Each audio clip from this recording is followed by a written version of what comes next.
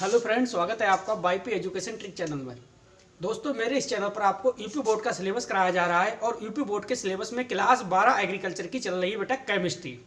हम क्या पढ़ रहे हैं? केमिस्ट्री में हम टोटल चैप्टर 37 पढ़ चुके हैं और आज की इस वीडियो में हम 38वां चैप्टर लेके आए हैं। चैप्टर का नाम है एल्डिहाइड तथा कीटोन। क्या है? एल्डिहाइड तथा कीटोन। एग्जाम के हिसाब से अगर देखा जाए 2020-21 के हिसाब से तो ये चैप्टर भी काफ़ी महत्वपूर्ण है। इससे भी एक क्वेश्चन इम्पोर्टेंट है, वो आ सकता है। वो उसी इम्पोर्टेंट क्वेश्चन के चक्कर से आपको पूरा चैप्टर पढ़ाना पड़ रहा है।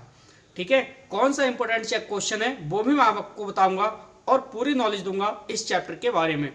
तो ये पूरा जो चैप्टर है वो एक ही वीडियो में कंप्लीट हो जाएगा। इसका दूसरा पार्ट अपलोड नहीं होगा। आपको बताना चाहूंगा कि आप मेरे चैनल पे नए हैं या अभी तक आपने मेरे चैनल को सब्सक्राइब नहीं करा है तो आप नीचे रेड कलर के सब्सक्राइब बटन पे क्लिक कर लें और बराबर में बेल आइकन की घंटी है उसको भी प्रेस कर लें। इससे क्या होगा कि जब भी बेटे मैं वीडियो को अपलोड करूंगा तो उसका नोटिफिकेशन सबसे पहले आपके पास पहुंच जाएगा। तो बिना किसी देरी के हम करते हैं टॉपिक की शुरुआत। समझिए आप, देखो बेटा, क्लास 12 AG है, यूपी बोर्ड का सिलेबस चल रहा है, ये ध्यान रखना। 12 AG केमिस्ट्री, चैप्टर 38 एल्डिहाइड तथा कीटोन, ये बेटा आपका चैप्टर का नाम है। तो इस चैप्टर के जितने भी इंपॉर्टेंट क्वेश्चन होंगे वो भी मैं आपको बताऊंगा और जो इंपॉर्टेंट नहीं है वो भी आपको क्वेश्चन पढ़ाए जाएंगे। ठीक है, तो पहले हम सबसे पहले पढ़ेंगे क्वेश्चन वन लाइनर वाले, यानी एक अंक में क्वेश्चन क्या पूछा जा सकता है या 2 अंक का में क्वेश्चन क्या पूछा जा सकता है। तो देखिए, पहला क्वेश्चन जो है वो आपका ये है, एल्डिहाइड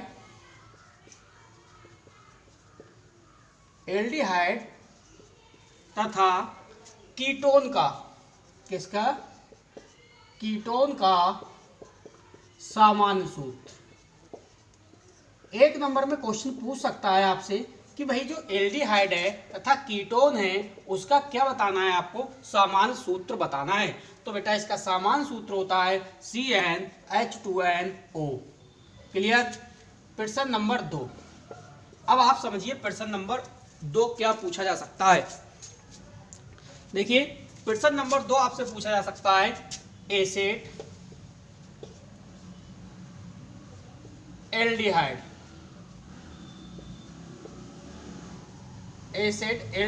का अणु सूत्र बताओ। अणु सूत्र का मतलब मॉलिक्यूलर फार्मूला, अणु सूत्र आपको बताना है। ये एक नंबर वाले क्वेश्चन है, 1 अंक में या 2 अंक में आपसे पूछा जा सकता है। तो आंसर हो जाएगा हमारा C2H4 और O। नेक्स्ट अगर क्वेश्चन बनता है तो इससे क्वेश्चन क्या पूछ लेगा आपसे, एसिड एल्डिहाइड का क्या संरचना सूत्र।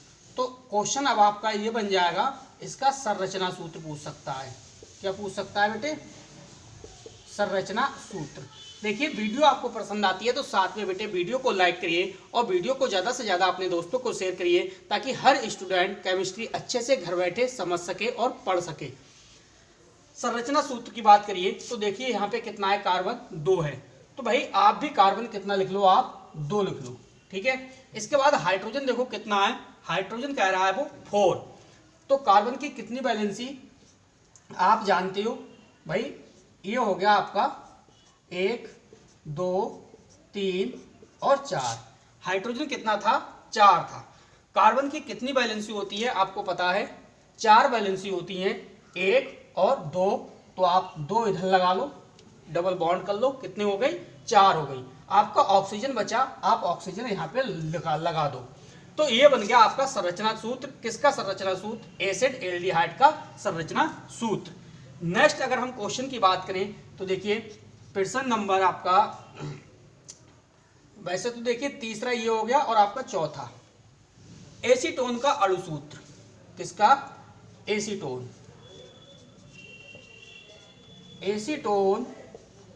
का अणु सूत्र।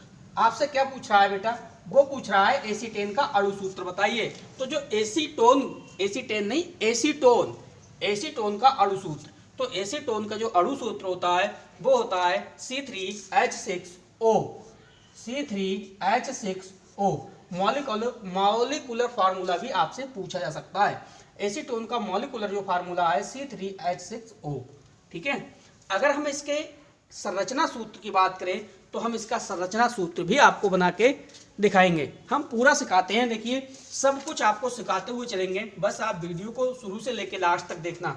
एसीटोन का अणु सूत्र, तो अणु सूत्र क्या था C3H6। अगर मैं इसके किसकी बात करूं बेटा, संरचना सूत्र की, संरचना सूत्र। अब आपने देखा भाई कार्बन कितना है, इसमें 3 कार्बन है, तो 1 कार्बन, 2 कार्बन और 3 कार्बन। अब आप यहां चेक करिए हाइड्रोजन कितना है, हाइड्रोजन आपका है 6, कितना है 6 है। तो भाई 1 2 और 3 4 5 6, आप यहां पे हाइड्रोजन लगा दो। हाइड्रोजन कितने हो गए, 6 हो गए। अब आपने ये देखा भाई कार्बन की कितनी वैलेंसी, 4 वैलेंसी। यहाँ देखो 1 कार्बन 2 कार्बन, अगर मैं यहाँ पे डबल बॉन्ड लगा के और ये जो ऑक्सीजन बचा ये लगा दूं तो कैसी रही, बिल्कुल क्लियर क्लियर स्ट्रक्चर आपकी देखिए बन गई। ये आपका बना किसका स्ट्रक्चर फार्मूला, एसीटोन का स्ट्रक्चर फार्मूला। क्लियर, एसीटोन का स्ट्रक्चर फार्मूला वो आपका बनके तैयार हो गया। ठीक है, कोई भी समस्या नहीं आएगी, वीडियो को लास्ट तक देखना, अच्छे से आपको समझाया जाएगा। अब चलते हैं कुछ इंपॉर्टेंट रिएक्शंस की तरफ। जो रिएक्शंस यहाँ से पूछी जा सकती है वो उस रिएक्शन के बारे में हम चर्चा करेंगे। चलिए बेटे समझिए, देखिए इस चैप्टर से मैं टोटल आपको 3 रिएक्शंस कराऊंगा। कितनी, 3 रिएक्शंस कराऊंगा, और तीनों रिएक्शन बेटा मोस्ट इंपॉर्टेंट रिएक्शन होंगी। ये रिएक्शंस जो मैं आपको 3 कराऊंगा वेरी वेरी इंपॉर्टेंट रिएक्शन है। यहाँ से एक रिएक्शन बिल्कुल आपके एग्जाम में फंस सकती है, तो रिएक्शंस को आराम से करिए। देखो बेटा वो क्या कह रहा है, क्वेश्चंस को पहले समझो, इसके बाद हम रिएक्शन को सॉल्व करते हैं। देखो वो कह रहा है फॉर्मल्डिहाइड, क्या कह रहा है, फॉर्मल्डिहाइड को कास्टिक सोडा के साथ, किसके साथ भाई, कास्टिक सोडा के साथ गर्म करना है। किससे गर्म करना है, इस फॉर्मल्डिहाइड को। फिर से समझ लो आप भाई, फॉर्मल्डिहाइड को किसके साथ, कास्टिक सोडा के साथ गर्म किया जाता है, तब क्या बनता है। तो देखो क्या बनता है समझ लो, जब फॉर्मल्डिहाइड की रिएक्शन हम कास्टिक सोडा के साथ क्रिया कराते हैं तो भाई मेथिल अल्कोहल क्या बनता है, देखिए मेथिल अल्कोहल तथा सोडियम फॉर्मेट बनता है। क्लियर, सोडियम ये लिखा है फॉर्मेट बनता है। चलिए बेटे हम रिएक्शंस के बेस पे सीखेंगे कि आखिर ये बात इनकी बिल्कुल सही है, मेथिल अल्कोहल बनता है या नहीं बनता है, या फिर सोडियम फॉर्मेट बनता है या नहीं बनता है। चलिए रिएक्शन को बनाते हैं। फॉर्मल्डिहाइड, भाई फॉर्मल्डिहाइड का सूत्र लिखिए HCHO प्लस किसके साथ कह रहा है, कास्टिक सोडा। कास्टिक सोडा का मतलब क्या है, NaOH, NaOH। क्लियर, गरम करवा रहा है। ठीक है, इसके बाद आपको करना क्या है, देखो आपको ये करना है, आपको मेथिल एल्कोहल की बात कर रहा है, तो मेथिल का मतलब है CH3 और OH आप लगा दो, CH3 और OH। ठीक है, रिएक्शन हम बाद में बैलेंस करेंगे। इसके बाद है सोडियम फॉर्मेट। सोडियम फॉर्मेट का मतलब HCOO और Na। क्लियर, अब हम करते हैं रिएक्शन को बैलेंस। अब आप समझो, देखो बेटा हाइड्रोजन 1 2 3 हाइड्रोजन है इधर, और इधर कितने हाइड्रोजन है, 3 और एक 4 और एक 5। भाई इधर है 5 हाइड्रोजन, इधर है 3 हाइड्रोजन, इसका मतलब हाइड्रोजन की इस साइड है वो कमी है। आप यहाँ 2 लगा दो, तो कितने हाइड्रोजन है, देखो 2 और एक 3 और एक 4, कितने हाइड्रोजन है, 4।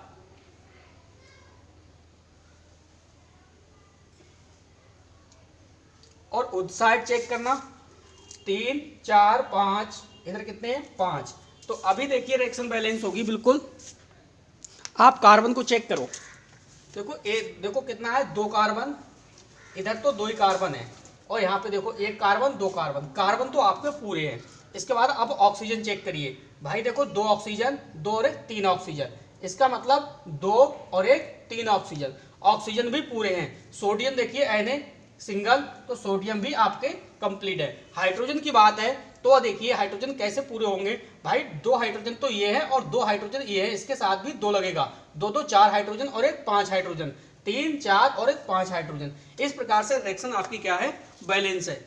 ये आपका क्या बना बेटा, CH3OH, ये बना आपका मेथिल अल्कोहल। तो इसके नीचे आप क्या लिखोगे, मेथिल अल्कोहल। इसके बाद ये क्या बना, सोडियम फॉर्मेट। तो इसके नीचे आप लिखोगे बेटा सोडियम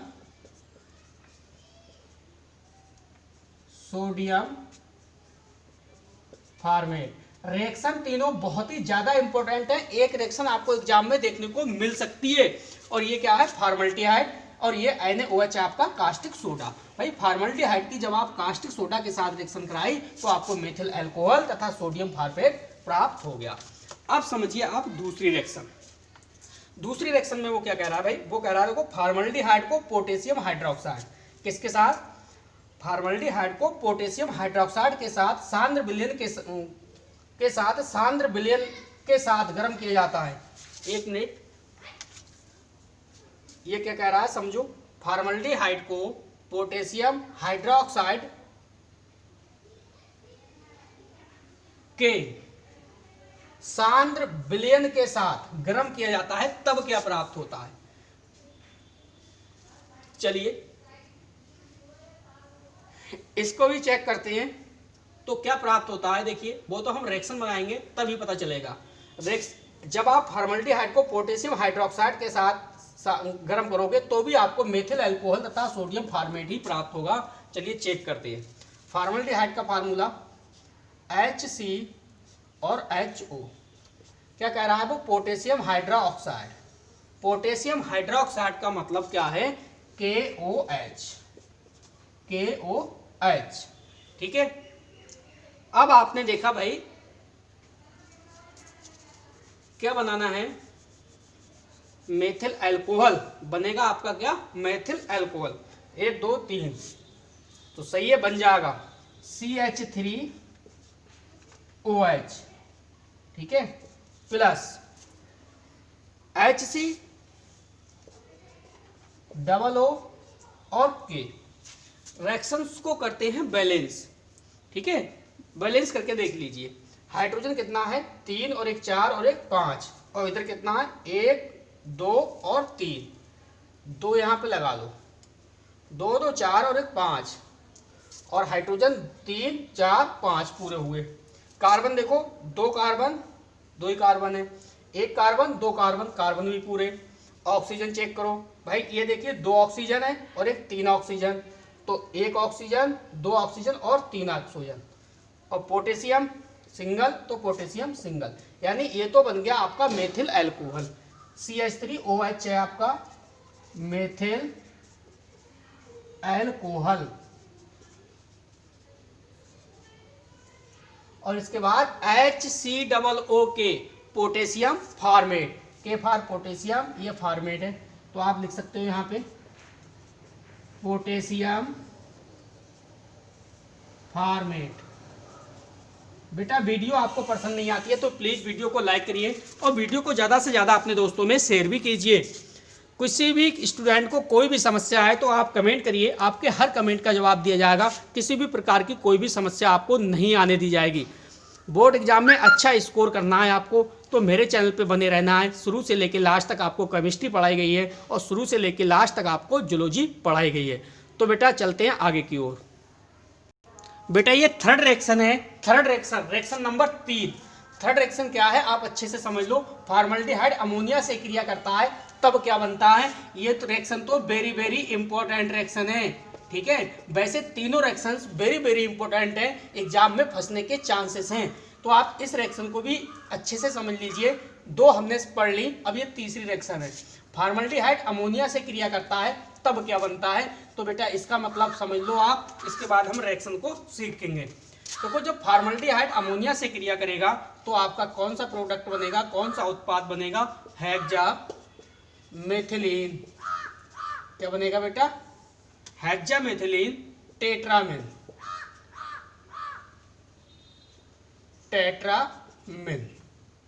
अगर हम दूसरे का नाम के बारे में बताएं तो दूसरा नाम हेक्सामेथिलीन टेट्रामिन को दूसरे नाम से भी जाना जाता है जिसका नाम है यूरोट्रोपिन।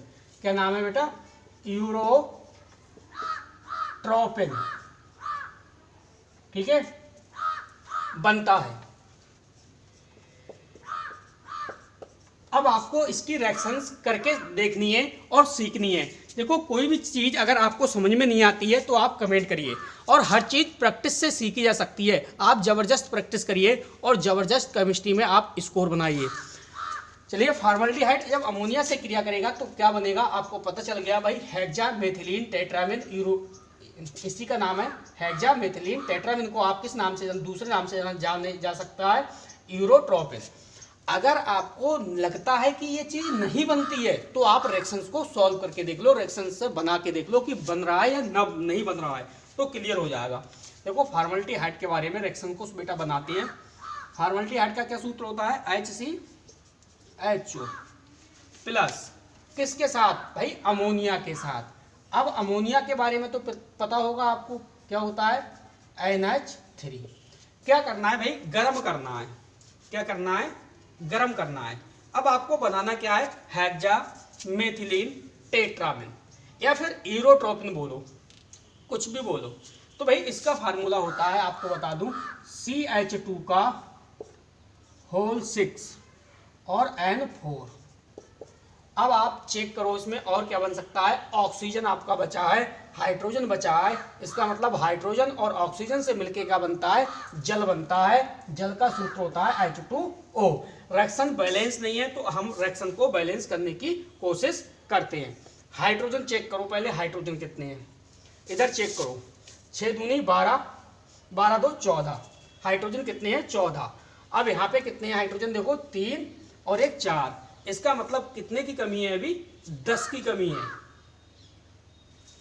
नहीं, 3 और 1 4 और 1 5 है अभी। ठीक है, चलिए अगर मैं यहाँ पे कितना लगा दूं? 6 लगा दूं। कितना? 6। तो अभी कितने हुए? 6 6 6 12 3 15 और 6 दूनी 12 2 14। चलिए हाइड्रोजन बाद में चेक कर ले रहे हैं, इससे पहले हम कार्बन को चेक करते हैं। कार्बन कितने हैं? यहाँ पे 6 है। अब यहाँ पे भी कार्बन कितना है? 6 है। कार्बन तो आपके कंप्लीट है। ऑक्सीजन को चेक कर लीजिए। ऑक्सीजन देखिए 6 है, तो इधर ऑक्सीजन कितना है? यहाँ पे अभी सिंगल है। तो क्या करोगे आप? यहाँ पे 2 लगा दो, 6 लगा दो, क्योंकि यहाँ पे कितना है भाई? 6 ऑक्सीजन है, तो यहाँ पे भी 6 ऑक्सीजन हो गया। ठीक है, अब आप नाइट्रोजन को चेक कर लो। भाई नाइट्रोजन कितना है? यहाँ पे 4 है, तो यहाँ पे कितना है? 1 है, तो यहाँ पे आप कितना लगा दो? 4 लगा दो। ये आपके नाइट्रोजन भी पूरे हो गए। अब आप हाइड्रोजन को एक बार चेक कर लो, हाइड्रोजन कितने हैं? हाइड्रोजन चेक कर लो आप। देखो 6 दूनी 12, 12 दूनी 24 हाइड्रोजन हो गए। इधर 24 हाइड्रोजन। इधर चेक कर लो आप, इधर चेक करो आप भाई। देखो इधर कितना है? 4 या 12, तो ये हो गए। ठीक है, और 6 ये हैं और 6 आपके ये हैं। 6 6 12, 12 12 24। यानी अब आपके हाइड्रोजन भी पूरे हो गए। ठीक है, दोनों तरफ 24 24। रिएक्शन तो आपकी बैलेंस हो गई। अब आपने देखा ये फॉर्मल्डिहाइड का सूत्र है और ये आपका अमोनिया है। क्या है बेटा? अमोनिया है। जो आपने प्रोडक्ट बनाया, ये उत्पाद बना, ये क्या चीज़ है आपको पता है। चाहे आप हेक्सामेथिलीन टेट्रामिन लिखो या यूरोट्रोपिन लिखो, बात एक ही है, और आपका जल बन गया। तो इस चैप्टर से ये 3 रिएक्शंस थी, तीनों रिएक्शंस वेरी इंपॉर्टेंट रिएक्शंस थी बेटे। ठीक है, जो मैंने आपको करा दी। अब चलते हैं आगे की ओर। इससे पहले बेटे आपने वीडियो को लाइक नहीं करा तो प्लीज़ वीडियो को लाइक करिए और चैनल को सब्सक्राइब करिए। अपने दोस्तों को वीडियो को ज़्यादा से ज़्यादा आप शेयर भी कीजिए। चलिए बेटे, अगला क्वेश्चन है, वो ये कह रहा है फॉर्मल्डिहाइड का उपयोग बताओ। इस क्वेश्चन के बाद एक वेरी वेरी इंपॉर्टेंट क्वेश्चन आने वाला है, बहुलीकरण। वो क्वेश्चन आपको याद करना पड़ेगा, 100% रटना पड़ेगा, पेपर में आना ही आना है। क्या? बहुलीकरण। तो इसके बाद वही क्वेश्चन आएगा। तो फॉर्मल्डिहाइड का उपयोग आप समझ लीजिए किस रूप में करोगे। तो देखो आपको बताना पड़ेगा भाई, जो कीटाणुनाशक है ना, क्या है? कीटाणुनाशक तथा कृमिनाशक के रूप में, तथा कृमिनाशक के रूप में फॉर्मल्डिहाइड का यूज किया जाता है। फॉर्मल्डिहाइड का उपयोग किया जाता है किसके रूप में? कीटाणुनाशक तथा कृमिनाशक के रूप में। अब हम चलते हैं सेकंड पॉइंट की ओर। तो सेकंड पॉइंट आप समझिए, देखिए जैविक कह रहा हूं, ना कि रासायनिक, ध्यान रखना। जैविक तथा शरीरीय प्रतिरूपों के संरक्षण में, प्रतिरूपों के संरक्षण में 2 पॉइंट आपके हुए। अगला पॉइंट समझिए, थर्ड पॉइंट है रेजनों के निर्माण में। रेजनों के निर्माण में किसका यूज किया जाता है? फॉर्मल्डिहाइड का। तो ये 3 पॉइंट थे। तीनों पॉइंट का मतलब समझ गए आप कि भाई जो फॉर्मल्डिहाइड है, ये फॉर्मल्डिहाइड कीटाणुनाशक तथा कृमिनाशक के रूप में इस्तेमाल किया जाता है या उपयोग किया जाता है या यूज किया जाता है। जब दूसरा पॉइंट जैविक तथा शारीरिक प्रतिरूपों के संरक्षण में। नेक्स्ट है रेंजनों के निर्माण में फॉर्मल्डिहाइड का उपयोग किया जाता है। नेक्स्ट क्वेश्चन है वो है हमारा बहुलीकरण। बहुलीकरण सुपरस्टार क्वेश्चन है, हाई स्कूल से लेके इंटर लेवल तक महत्वपूर्ण टिप्पणी पूछी जाती है बहुलीकरण पर। तो उस क्वेश्चन को भी आप समझिए। चलिए बेटे समझिए, ये जो अब क्वेश्चन मैं पढ़ाने जा रहा हूँ आपको, बहुलीकरण क्या है? बहुलीकरण हम लोग समझेंगे, बहुलीकरण के बारे में समझेंगे। बहुलीकरण पे क्या पूछा जाता है? टिप्पणी पूछी जाती है। हर बार किसी न किसी पेपर में बहुलीकरण की टिप्पणी आप जरूर आती है, चाहे वो साइंस का इंटर का पेपर हुआ केमिस्ट्री का, चाहे वो हाई स्कूल की केमिस्ट्री हुई, चाहे वो क्लास 12 की एग्रीकल्चर की केमिस्ट्री हो। केमिस्ट्री के पेपर में बहुलीकरण वेरी इंपॉर्टेंट क्वेश्चन है, तो इस क्वेश्चन को आप नज़रअंदाज नहीं कर सकते। चलिए समझिए एक बात और, एक महत्वपूर्ण सूचना। देखिए कोई भी स्टूडेंट है जिसने अभी तक अपनी केमिस्ट्री और जूलॉजी की तैयारी बिल्कुल भी नहीं की है और वो मेरे चैनल से जुड़ना चाहता है, तो बेटा मेरा जो व्हाट्सएप नंबर है वो है 8650415957। इस नंबर पे आप संपर्क करिए और आपको पूरी इंफॉर्मेशन मिल जाएगी। चाहे आप कॉल करिए चाहे मैसेज करिए, कोई भी प्रॉब्लम नहीं है, आपको पूरी इंफॉर्मेशन मिलेगी। अगर आप सीधे सीधे नोट्स प्राप्त करने चाहते हैं केमिस्ट्री और जूलॉजी के, तो बेटा आपको नोट्स प्राप्त करने का भी फंडा समझा दिया जाएगा, आप संपर्क करिए। ठीक है, अब चलिए क्वेश्चन की ओर। देखो क्वेश्चन कह रहा है बहुलीकरण। बहुलीकरण पे हमेशा से ही टिप्पणी पूछी जाती है 2 मार्क्स की। अब आप समझ लो पहले इसकी थ्योरी को। देखो वो कह रहा है कार्बनिक रसायन में प्रारंभ से ही उस विधि को जिसमें यौगिक पदार्थ के 2 या 2 से अधिक अणु मिलकर एक दूसरा ऐसा अणु या बहुलक बनाए। इसके बाद को समझना है बिल्कुल सिंपल, सिर्फ समझने का फेर है। वो कह रहा है कार्बनिक रसायन में, यानी ऑर्गेनिक केमिस्ट्री पढ़ रहे हो आप, तो प्रारंभ यानी पहले से ही उस विधि का इस्तेमाल किया जाता है जिसमें कंपाउंड यानी यौगिक, आपको पता है जो यौगिक होता है वो कई एलिमेंट से मिलके बना होता है। तो भाई यौगिक पदार्थ के 2 या 2 से अधिक अणु मिलकर एक दूसरा ऐसा अणु या बहुलक बनाए जिसका प्रतिशत संगठन वही हो जो मूल पदार्थ एकलक का था।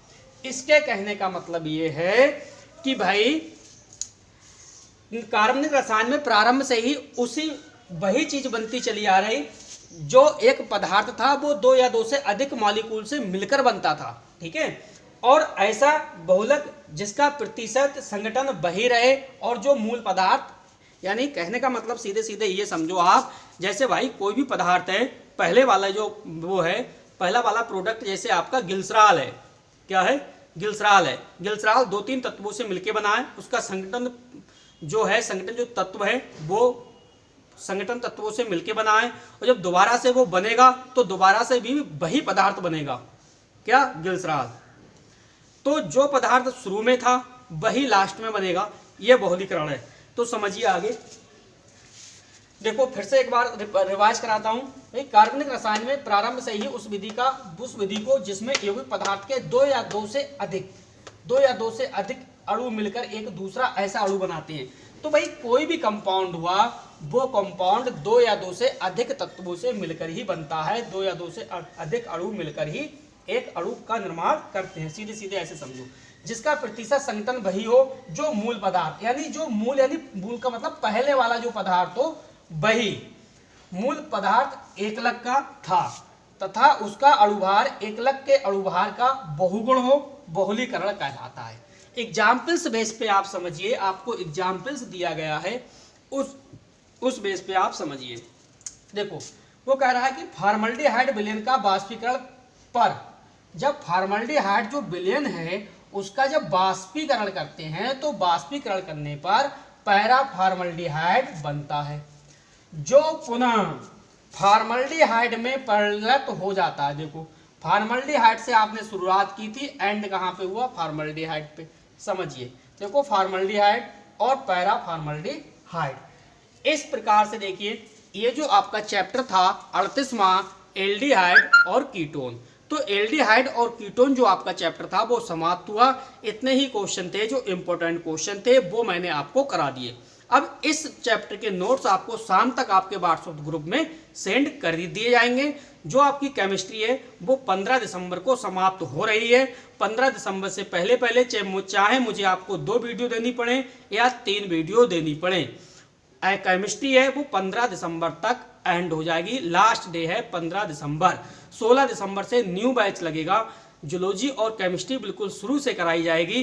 तो जितने स्टूडेंट हैं वो ज़्यादा से ज़्यादा जुड़ने की कोशिश करें और घर बैठे केमिस्ट्री और जूलॉजी को अच्छे से नंबर पाकर अच्छी परसेंटेज बना सकते हैं। तो बस बेटे इस वीडियो में इतना ही था। वीडियो देखने के लिए आपका बहुत बहुत धन्यवाद। आपका दिन शुभ हो।